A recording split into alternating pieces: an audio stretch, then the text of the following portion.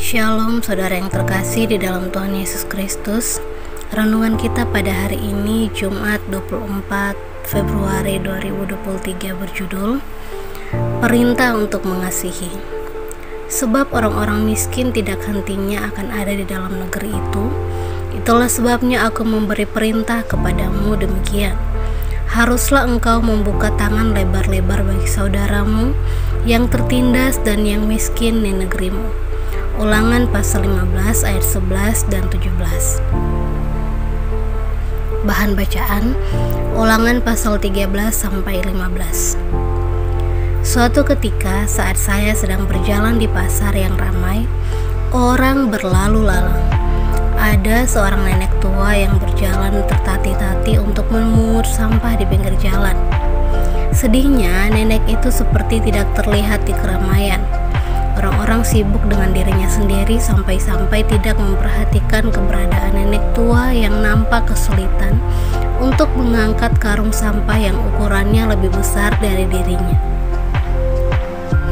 Nenek itu menoleh ke kanan dan ke kiri berhadap ada seorang yang peka bahwa dia butuh pertolongan untuk mengangkat karung sampah itu ke gerobak yang dibawanya.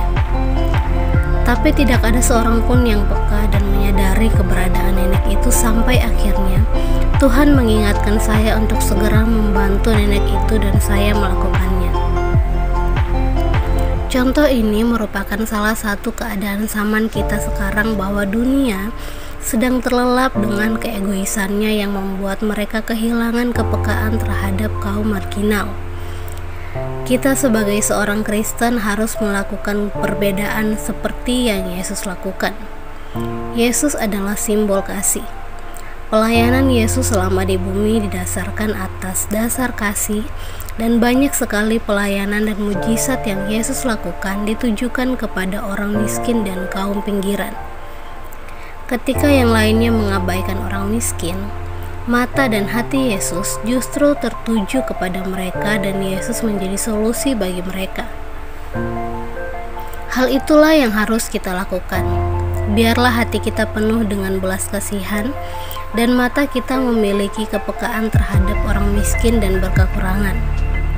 Tidak melulu harus melakukan hal besar. Hal kecil yang dapat membantu mereka itu sudah cukup untuk meringankan beban mereka. Lakukanlah hal-hal kecil dengan hati yang besar, maka secara tidak langsung kita mengenalkan Yesus kepada mereka melalui perbuatan kita. Orang miskin Tuhan izinkan selalu ada di sekitar kita dengan tujuan untuk melatih kepekaan kita dan mengasah rasa belas kasihan kita sampai kita memiliki karakter seperti Yesus, yaitu kasih, dan merupakan suatu perintah bagi kita untuk mengasihi sesama manusia sama seperti mengasihi diri sendiri. Refleksi, apakah hati kita memiliki kasih dan mata kita peka seperti Yesus? Sudahkah kita melakukan perintah Yesus untuk saling mengasihi, terutama kepada mereka yang kekurangan?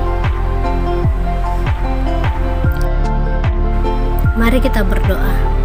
Bapa, ubah hatiku seperti hatimu, mataku seperti matamu, dan biarlah kami memuliakan namamu lewat setiap perbuatan kami, terutama kepada orang miskin dan kekurangan. Amin. Power Statement. Wujud nyata kasih adalah perbuatan baik terhadap sesama.